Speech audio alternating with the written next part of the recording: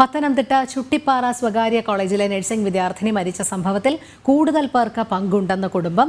സംഭവത്തിന് പിന്നിലുള്ള എല്ലാവരെയും നിയമത്തിന് മുന്നിൽ കൊണ്ടുവരണമെന്നും കോളേജ് അധികൃതരുടെ പങ്കടക്കം അന്വേഷിക്കണമെന്നും കുടുംബം. വിശദമായ അന്വേഷണത്തിന് മുഖ്യമന്ത്രിക്ക് നേരിട്ട് കുടുംബം ഇന്ന് പരാതി നൽകിയേക്കും. ശാലിനി ചേരുന്നു. ശാലിനി, ഈ അമ്മു സജീവന്റെ മരണത്തിൽ വലിയ രീതിയിലുള്ള ആരോപണങ്ങൾ കുടുംബം ആദ്യം മുതൽക്കേ തന്നെ ഉന്നയിച്ചിരുന്നു. അതിന്റെ അടിസ്ഥാനത്തിലാണ് 3 വിദ്യാർത്ഥിനികൾ പോലീസ് കസ്റ്റഡിയിലാകുന്നത്. പക്ഷേ കൂടുതൽ പേർക്ക് ഇതിൽ പങ്കുണ്ട് എന്നാണ് കുടുംബം ആരോപിക്കുന്നത്.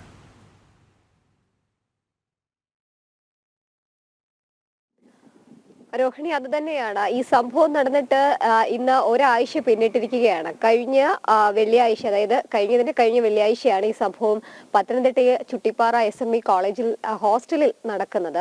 അതിനു മുൻപ് തന്നെ ഈ 3 പെൺകുട്ടികളുമായി അമ്മു സജീവിന് വലിയ രീതിയിലുള്ള മാനസിക സമ്മർദ്ദം ഉണ്ടായിരുന്നു. അതിനെ തുടർന്ന് കുടുംബം പരാതിയുമായി കോളേജിനെ സമീപിച്ചതാണ്. ഈ പെൺകുട്ടിയും പരാതിയുമായി രംഗത്തെത്തിയതൊക്കെയാണ്. ഇതൊക്കെ വലിയ രീതിയിലുള്ള വൈരാഗ്യത്തിലേക്ക് കാര്യങ്ങൾ എത്തിച്ചിട്ടുണ്ട് എന്നുള്ളതാണ് നിലവിൽ അന്വേഷണം നടത്തുന്ന പോലീസ് സംഘം വിലയിരുത്തുന്നത്. ഈ സാഹചര്യത്തിലാണ് 3 പെൺകുട്ടികളെ പോലീസ് അറസ്റ്റ് ചെയ്യുകയും നിലവിൽ കൊട്ടാരക്കര ജില്ലാ ജയിലിൽ അവരെ പാർപ്പിക്കുകയും ചെയ്തിട്ടുള്ളത്. കേസന്വേഷണം ഒരു ഭാഗത്ത് നടക്കുകയാണ്. മറുഭാഗത്ത് VC ഡോക്ടർ മോഹൻ കുന്നുമേൽ, ആരോഗ്യ സർവകലാശാല VC കൂടിയാണ് അദ്ദേഹം നിയോഗിച്ച 4-അംഗ സമിതിയുടെ അന്വേഷണവും നടക്കുകയാണ്. അവർ കോളേജിലെത്തി വിവരങ്ങൾ ശേഖരിച്ചിരുന്നു. പിന്നീട് കുടുംബത്തിന്റെ ഭാഗത്തു നിന്നുള്ള വിശദീകരണങ്ങൾ അടക്കം കേട്ട് അന്വേഷണവും തുടരുകയാണ്. ഈ അന്വേഷണത്തിനൊക്കെ പിന്നാലെയാണ് കുടുംബം ഗുരുതരമായിട്ടുള്ള ആരോപണങ്ങൾ നടത്തുന്നത്. അതായത് ചുട്ടിപ്പാറയിലെ SME കോളേജ് അധികൃതരുടെ ഭാഗത്തു നിന്നും ഗുരുതരമായിട്ടുള്ള വീഴ്ച ഉണ്ടായിട്ടുണ്ട് ഈ സംഭവത്തിൽ എന്നുള്ളതാണ് കുടുംബം ഇപ്പോൾ ആരോപിക്കുന്നത്. കുറ്റക്കാരായ മുഴുവൻ ആളുകൾക്കെതിരെയും നടപടി വേണമെന്നുള്ളത് അമ്മുവിന്റെ സഹോദരനായിട്ടുള്ള അമ്മുവിന്റെ സഹോദരൻ സജീവ് കൂടി ഇപ്പോൾ അഖിൽ സജീവ് കൂടി ഇപ്പോൾ വ്യക്തമാക്കുകയും ചെയ്തിട്ടുണ്ട്. ഈ ഘട്ടത്തിൽ കൂടിയാണ് അന്വേഷണം അത്തരത്തിലൊരു മേഖലയിലേക്ക് കൂടി വ്യാപിപ്പിക്കണമെന്ന് പറയുന്നത്. ഈ സംഭവം നടന്നതിന് തൊട്ടു പിന്നാലെ കോളേജ് ഹോസ്റ്റലിൽ നിന്ന് പെൺകുട്ടിയെ തിരുവനന്തപുരം മെഡിക്കൽ കോളേജ് ആശുപത്രിയിലേക്കാണ് എത്തിക്കുന്നത്. സമീപത്ത് നിരവധി ആശുപത്രികളുണ്ട്. തിരുവല്ലയിൽ അടക്കം നിരവധി ആശുപത്രികളുണ്ട്. കോട്ടയം മെഡിക്കൽ കോളേജ് ഉണ്ട്. ഇവിടെ ഒന്നും ഒരു പ്രാഥമിക ചികിത്സ പോലും നൽകാതെ തിരുവനന്തപുരത്തേക്ക് എത്തിച്ചതാണ് മരണകാരണത്തിനിടയാക്കിയത് എന്നുള്ളതാണ് കുടുംബം ആരോപിക്കുന്നത്. അത്തരത്തിൽ ഈ അപകടത്തിന്റെ കറക്റ്റ് സ്ഥിതി അടക്കമുള്ള കാര്യങ്ങൾ കുടുംബത്തെ അറിയിച്ചിരുന്നില്ല.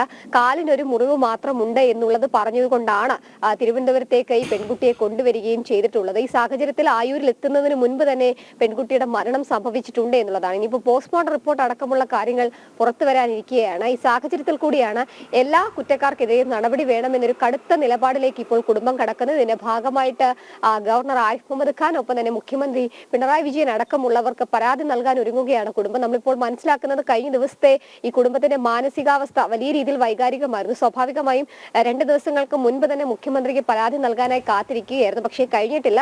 ഇന്ന് തന്നെ ആ പരാതി രേഖാമൂലം മുഖ്യമന്ത്രിക്ക് നൽകും. കൃത്യമായ അന്വേഷണം ഈ സംഭവത്തിൽ വേണം. പെൺകുട്ടികളാണ് എന്ന രീതിയിൽ പരിഗണന നൽകിക്കൊണ്ട് ഇവരെ കോടതിയിലോ അല്ലെങ്കിൽ മറ്റുള്ളിടത്തോ സംരക്ഷിക്കുന്ന ഒരു സ്ഥിതി ഉണ്ടാകരുത് എന്നുള്ളതാണ് കുടുംബം ആരോപിക്കുന്നത്. കാരണം നിരവധി തവണ ഈ ആരോപണങ്ങൾ, ഈ പെൺകുട്ടിക്കെതിരെ ഗുരുതരമായിട്ടുള്ള ആരോപണങ്ങൾ ഈ മൂവർ സംഘം നടത്തിയിരുന്നു. ലോങ് ബുക്ക് അടക്കം മോഷ്ടിച്ചു എന്നുള്ളൊരു പേര്, ഒപ്പം തന്നെ കള്ളി എന്ന പൊതുമധ്യത്തിൽ ഈ പെൺകുട്ടിയെ വിളിച്ചതടക്കമുള്ള കാര്യങ്ങൾ മാനസികമായി ഈ പെൺകുട്ടിക്ക് വളരെയധികം വിഷമം ഉണ്ടാക്കി എന്നുള്ളതാണ് കുടുംബം ആരോപിക്കുന്നത്. ഈ സാഹചര്യത്തിൽ കൂടിയാണ് ഈ വെള്ളിയാഴ്ച ദിവസം വൈകിട്ടോടുകൂടി ഈ സംഭവം നടക്കുകയും ചെയ്യുന്നത്. ശാരീരികമായി വലിയ രീതിയിലുള്ള മുറിവുകൾ ഈ പെൺകുട്ടിയുടെ മൃതദേഹത്തിൽ ഉണ്ടായിരുന്നു. വയറിനൊക്കെ തന്നെ വലിയ രീതിയിലുള്ള മുറിവുകളുണ്ട്. തലയ്ക്ക് പരിക്കുകളുണ്ട്. അപ്പോൾ സ്വാഭാവികമായി ഈ പെൺകുട്ടി സ്വമേധയാ ചാടി ആത്മഹത്യയിലേക്ക് പോകില്ല. അതിന് തൊട്ടു മുൻപും സഹോദരൻ അഖിൽ സജീവുമായി പെൺകുട്ടി സംസാരിക്കുകയും ചെയ്തിരുന്നു. സ്വാഭാവികമായി അപ്പോഴൊന്നും മരണത്തെ പറ്റി ചിന്തിച്ചൊരു പെൺകുട്ടി ആയിരുന്നില്ല സഹോദരി എന്നുള്ളതാണ് കുടുംബം ആരോപിക്കുന്നത്. സ്വാഭാവികമായും മകളെ തള്ളിയിട്ട് കൊന്നതാണ്, അല്ലെങ്കിൽ കൊലപാതകം തന്നെയാണ് നടന്നത് എന്നുള്ള കൃത്യമായ ആരോപണമാണ് കുടുംബം ഉന്നയിക്കുന്നത്. ആരോപണത്തിലാണ് മുഖ്യമന്ത്രിക്കും ഗവർണർക്കും പരാതി നൽകാൻ ഒരുങ്ങുന്നത്. ഒപ്പം തന്നെ ആഭ്യന്തര അന്വേഷണം നടക്കുന്നു. ഒപ്പം ഈ കൃത്യത്തിനൊക്കെ പങ്ക് ഉണ്ടെന്ന് ആരോപിക്കുന്ന, അല്ലെങ്കിൽ ഇതിന് കൂട്ടുനിന്നു എന്ന് ആരോപിക്കുന്ന കോളേജ് അധികൃതർക്കെതിരെയും പ്രിൻസിപ്പലിനെതിരെ അടക്കം കൃത്യമായ നടപടി വേണമെന്നുള്ളതാണ് കുടുംബത്തിന്റെ ആവശ്യം. ശാലിനിയാണ് വിവരങ്ങൾ നൽകിയത്. തീർച്ചയായും രോഹിണി, ഇങ്ങനെ ക്യാമ്പസുകളിൽ എത്രയോ വിദ്യാർത്ഥികളും വിദ്യാർത്ഥിനികളുമാണ് ദുരൂഹ സാഹചര്യത്തിൽ മരിക്കുന്നത്. ഇത് മറ്റ് സംസ്ഥാനങ്ങളിലല്ല, കേരളത്തിലാണ് എന്ന് ഓർക്കണം. മറ്റ് സംസ്ഥാനങ്ങളിലാണെങ്കിൽ ഇവിടെ നിരവധി വിമർശനങ്ങൾ ഉയരും.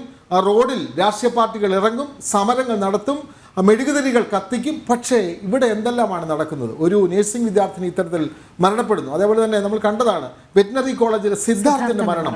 അതേപോലെ തന്നെ ക്യാമ്പസിൽ മഹാരാജാസ് കോളേജിൽ ക്യാമ്പസിൽ കൊല്ലപ്പെട്ട SFI നേതാവ്. ഇവരുടെയൊക്കെ പ്രതികളെ ഒന്നും ഇതേപോലെ ഇതുവരെ ശിക്ഷിക്കാൻ പോലും നമ്മുടെ അന്വേഷണ സംഘത്തിന് കഴിയുന്നില്ല എന്നുള്ള വളരെ ദുഃഖകരമായ വാർത്തകളാണ് ഓരോ ദിവസവും പുറത്തു വരുന്നത്, അല്ലേ?